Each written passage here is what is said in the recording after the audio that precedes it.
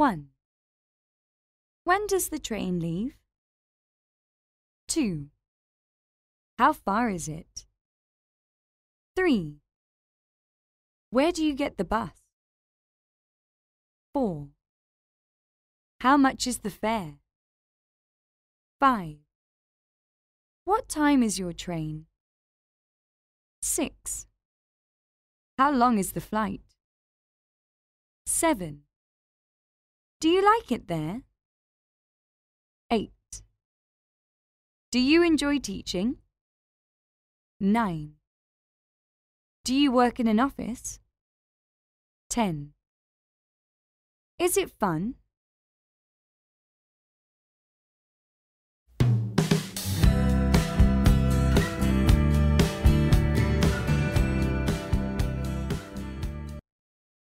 So, what do you do?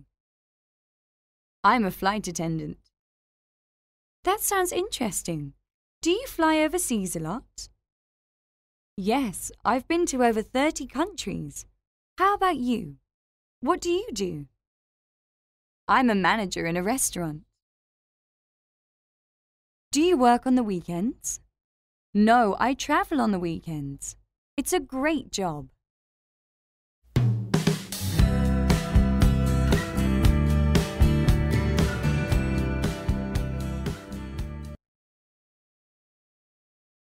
In the past few years, Vietnamese food has become more and more popular around the world. Food lovers may have tried the two best-known Vietnamese dishes, spring rolls and bread rolls. Rice, noodles, fresh vegetables and herbs all play a big role in Vietnamese food, making it one of the healthiest cuisines in the world. In Vietnam, you'll discover one unmistakable fact. Vietnamese people love noodles. They eat them every day, sometimes for every meal. Vietnamese noodles are made from a few basic ingredients, the most common being rice, wheat, and mung beans, but a whole sub-cuisine is built on these basics.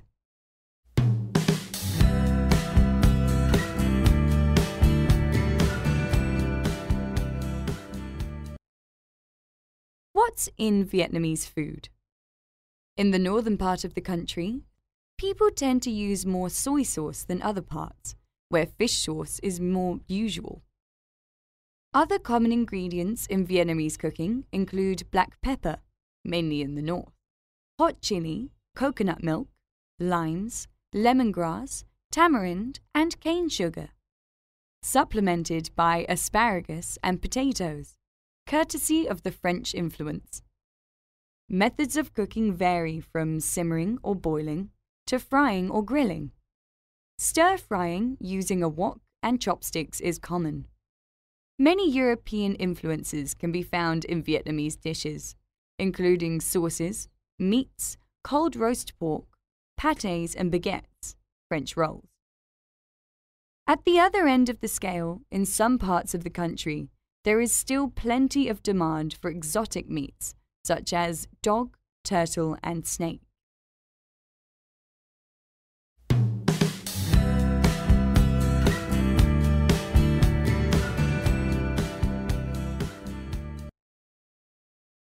Yes, sir. May I help you? I'd like a room for 2 nights, please. 2 nights? That's right. My name is Chris Smithson. Did you say Smith? No, Smithson. S-M-I-T-H-S-O-N. Do you need some identification? Do you say you have identification? Yes, I do. Here you go.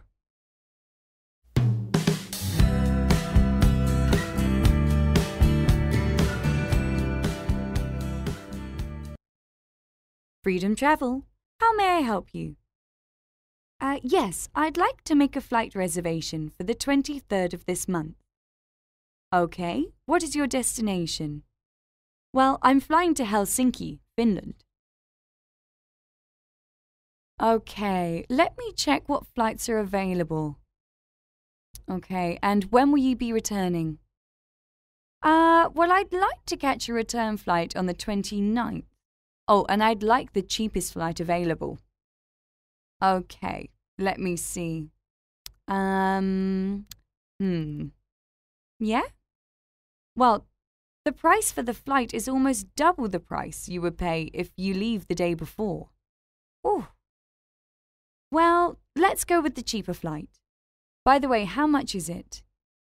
It's only $980. All right. Well, let's go with that.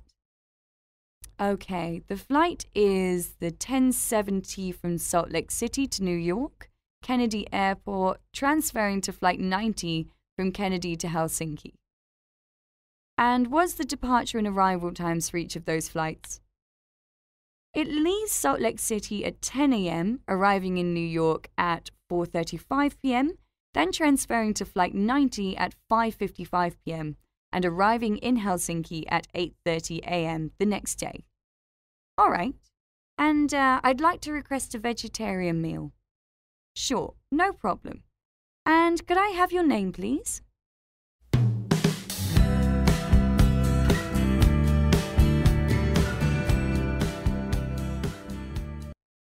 Some people learn a second language easily. Other people have trouble learning a new language. How can you help yourself learn a new language, such as English?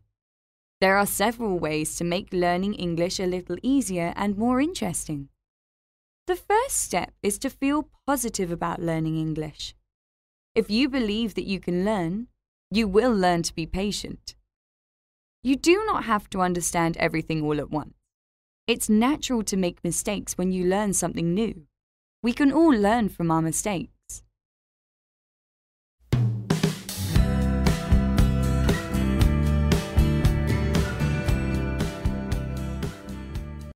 The second step is to practice your English.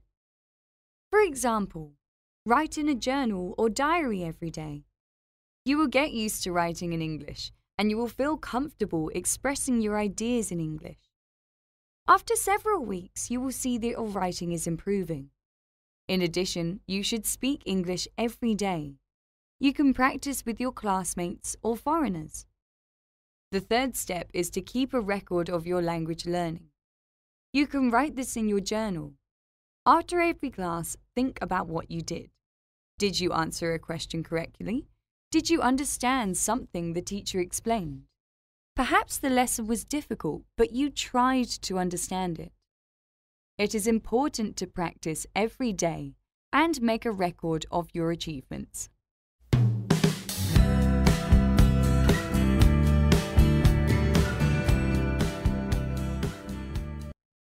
One. I like campus, the classes, and the teachers. 2. She likes the food, the people, and the sports. 3. I don't like my schedule, my teachers, or the homework. 4. My father likes playing football, watching TV, or listening to the radio.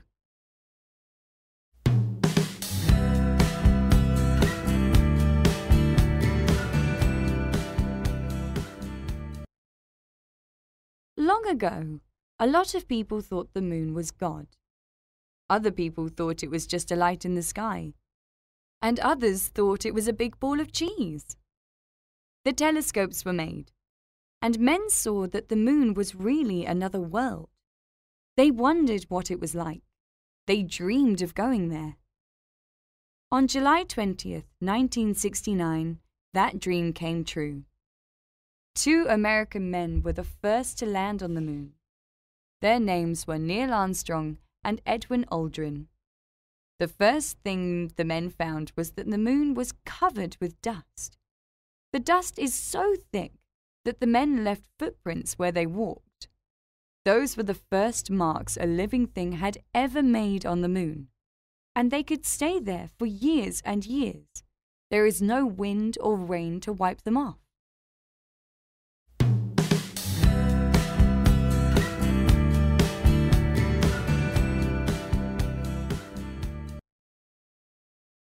The 2 men walked on the moon for hours.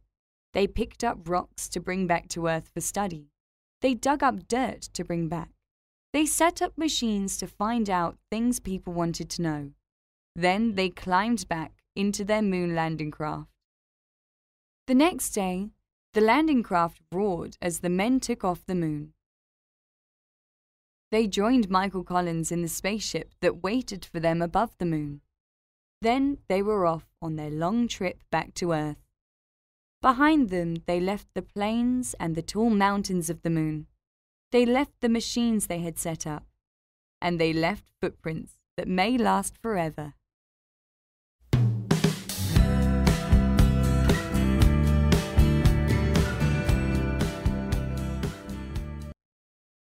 Women in the US got one of their first tastes of the working world during World War II. The men went to war, and the women went to the factories and offices. Though the women returned to their homes after the war, they didn't remain there for long. The social changes of the 1960s and the 1970s caused a cultural revolution that found many women pursuing careers outside the home.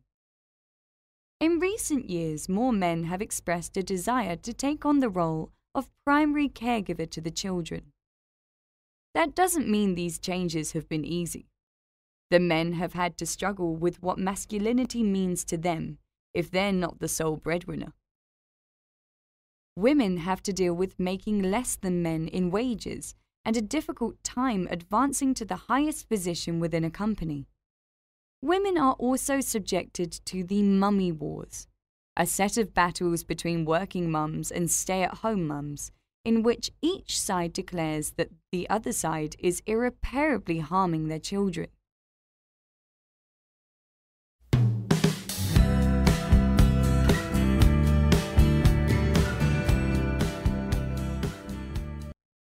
And while the recession may have forced more men to stay home, they didn't necessarily pick up the bulk of the housework or childcare.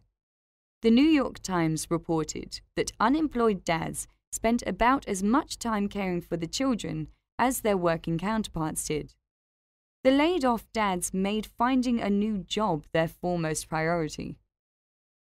This state of affairs is probably not unfamiliar to working mums, who have long dealt with the so-called second shift, in which they come home from their stint in the professional world only to spend just as much time cooking, cleaning, and caring for children. Though change is still in the air, there's no doubt that men and women's roles have become less strictly defined.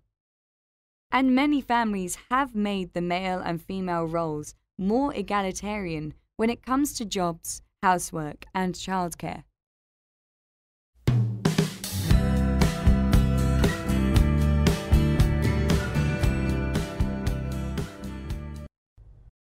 Five tips to become more successful in your career. Priorities and goals. What are your priorities of the day? Make a list of your priorities and plan your day. The tasks of the day must be outlined with the most important and urgent ones at the top. Be focused. Are you really present, physically and mentally? Try to block out all other distractions so that you have time to truly focus on your tasks and career. Broaden your skills. Nothing remains the same, and nor do job requirements. Update your knowledge and skills. Seek improvement of your know-hows. Attend seminars, conferences, read books, and be an eternal learner.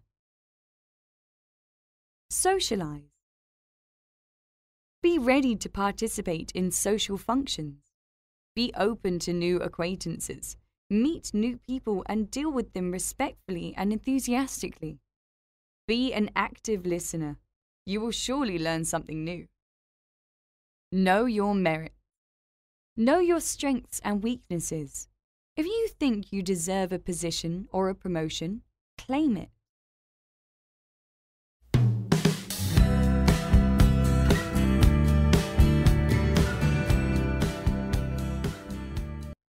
How to make a good impression at a job interview.